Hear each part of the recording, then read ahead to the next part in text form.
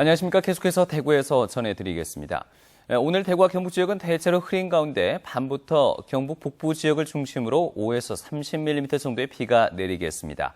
오늘 낮 최고 기온은 대구 안동 30도, 구미 30.4도, 포항 31.2도 등 어제와 비슷하거나 조금 낮았습니다.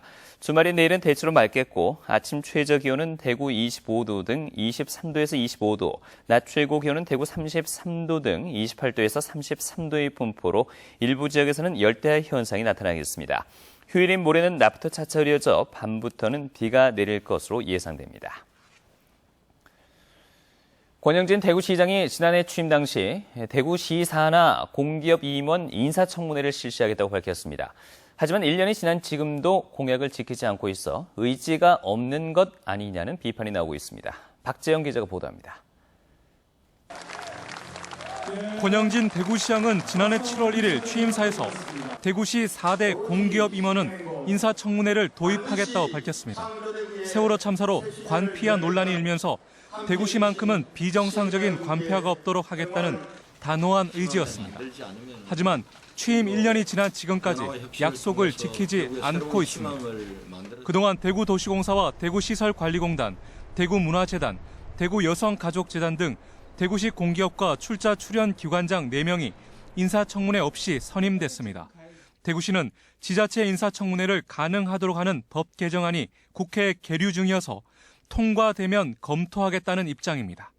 사전에 하는 거는 또 이게 소송이 걸려가지고 대법원에서 무효 판결도 되고 뭐 이런 좀 여러 가지 좀 난관이 있는 현실입니다. 실제로 상위 법이 없기 때문에.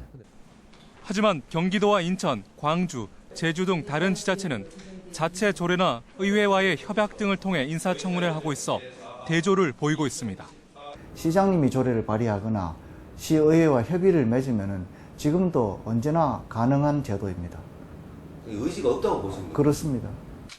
권 시장의 핵심 정책인 행정혁신을 위해서도 인사청문회를 빨리 도입해야 한다는 지적도 제기되고 있습니다. 인사행정 비리 이런 것들이 상당히 많았고 관피화 문제 또 공무원들의 친인척들이 채용되는 문제 많이 문제가 있었지 않습니까? 인사청문회 도입이 필요하다고 생각합니다. 대구시의회는 인사청문회 도입을 위해 집행부를 압박할 예정이어서 대구시가 태도를 바꿀지 주목됩니다. MBC 뉴스 박재영입니다. 경상북도가 여름휴가 성수기를 맞아 김관용 지사를 비롯해 경북관광협회장과 대경 시도민 회장단 등 100여 명이 오늘 서울역에서 경북해수욕장과 계곡, 지역 여름축제 등을 소개하는 홍보활동을 펼쳤습니다. 또 다음 달 21일 개막하는 실크로드인 경주 2015와 2015 경북 문경 세계군인체육대회 등의 국제행사 책자도 나눠주며 경북관광알리기에 나섰습니다. 대구시의회는 오늘 제235회 임시회 제3차 본회의를 열어 2015년 대구광역시 교육비 특별회계 제1회 추가 경정 세입세출 예산안 등 모두 12건의 안건을 처리했습니다. 또 조재구 의원이 대구시에 주택시장 혼란 대책을 마련할 것을 촉구한 것을 비롯해 김원구, 이재화, 배지숙, 김재관 의원이 대구시 현안에 5분 발언을 진행한 뒤 폐회했습니다. 대구 치맥 페스티벌 사흘째인 오늘도 락 공연 등 다양한 행사가 열리고 있습니다.